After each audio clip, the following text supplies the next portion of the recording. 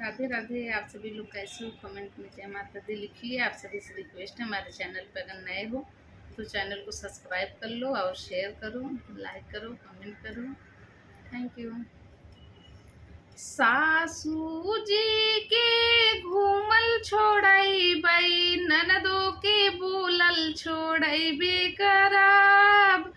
आवेद परदेसी बलम के, एगो में दूगो लगई बेकराब। आवेद परदेसी बलम के, सासू जी के घूमल छोड़ई बई, ननदों के बोलल छोड़ई बेकराब। आवेद परदेसी बलम के, एगो में दूगो लगई बेकराब। आवेद परदेसी बलम के, देवर जी का कूदल छोड़ाइब, जेठ जी का बैठल छोड़ई बेकराब।